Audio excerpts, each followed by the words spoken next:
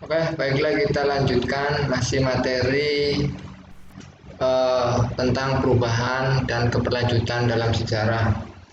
Eh, kita jelaskan lagi, lanjutannya adalah penerapan konsep perubahan dan keberlanjutan dalam sejarah. Jadi peranan konsepnya yang pertama adalah kehidupan manusia tidaklah statis. Artinya apa? Tidak eh, sempit ya, mulai dari lahir sampai tumbuh seperti sekarang, merupakan salah satu bukti bahwa manusia selalu mengalami perubahan. Jadi bahwa yang namanya konsep perubahan ya, manusia itu dan berkelanjutan itu tidaklah statis ya, kehidupannya tidak monoton dan tidak segitu-gitu saja. Manusia itu akan mengalami sebuah pertumbuhan atau lahir.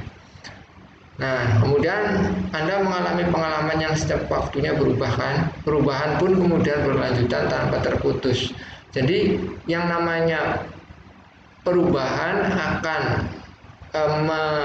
akan berdampak kepada keberlanjutan atau saling kesinambungan. Apabila dikaitkan dengan peristiwa sejarah, kita harus menyadari bahwa rangkaian peristiwa sejarah, kita harus menyadari bahwa rangkaian peristiwa sejarah sejak adanya manusia sampai sekarang adalah peristiwa yang berkelanjutan. Artinya apa? Bahwa peristiwa sejarah itu dari mulai manusia itu lahir sampai dengan manusia sekarang itu adanya sebuah rangkaian keterkaitan dan keberlanjutan. Kemudian konsep yang kedua, peristiwa masa lalu berkaitan erat dengan peristiwa setelahnya. Jadi peristiwa sekarang itu tentunya ada hubungannya dengan peristiwa-peristiwa masa lalu. Contohnya, negara kita mengalami krisis. Dulu pun pada pemerintahan pemimpin sebelumnya pun negara kita pernah mengalami krisis atau inflasi. Di dalam dinyatakan bahwa segala sesuatu yang tersedia sekarang merupakan produk dari perkembangan pada masa sebelumnya.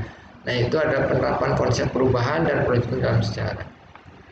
Kemudian apa sih faktor penunjang atau penyebab terjadinya perubahan sosial? Jadi faktor penunjang atau penyebab terjadinya perubahan sosial yang pertama jiwa yang terbuka terhadap perubahan, yaitu jiwa revolusioner yang hidup dalam masyarakat yang mau mengubah apa saja yang telah ada. Artinya apa? Adanya sebuah perubahan tentunya akan mengubah kehidupan masyarakat sekarang. Kemudian bertambahnya perbendaharaan ilmu pengetahuan memungkinkan bertambahnya pemecahan baru mengenai berbagai masalah yang dihadapi. Jadi yang namanya permasalahan itu dari dulu itu ada, ya, sampai sekarang bisa diselesaikan itu berdasarkan adanya sebuah berjalannya sebuah waktu dan pengetahuan. Kemudian yang ketiga, timbulnya keinginan baru yang dipancarkan sebagai cita-cita nasional dan harus diperjuangkan pencapaiannya.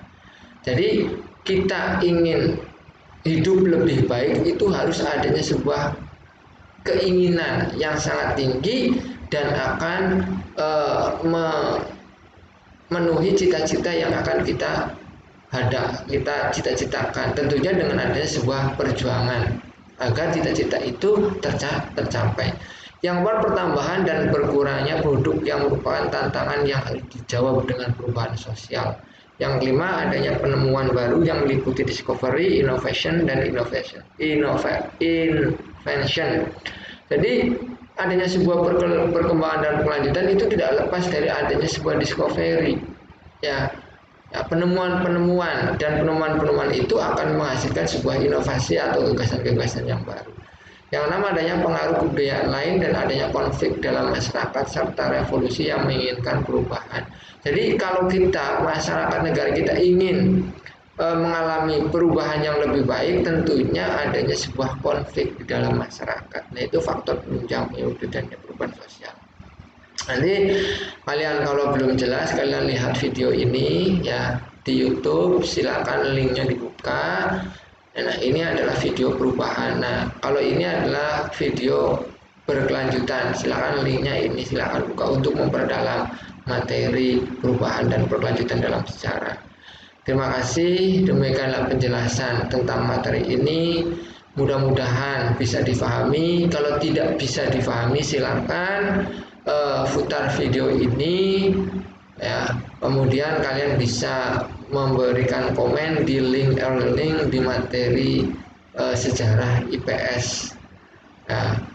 Nah, setelah kalian sudah paham, kemudian nanti Bapak akan mengasihkan tugas. Silakan tugasnya dikerjakan dan dikumpulkan. Dan jangan lupa kalian setiap hari harus setiap KBM bertatap muka daring harus mengisi absen terdahulu. Terima kasih. Saya akhiri. Assalamualaikum warahmatullahi wabarakatuh. Kita tetap semangat belajar dalam masa COVID-19. Walaupun kita tetap belajar dari rumah.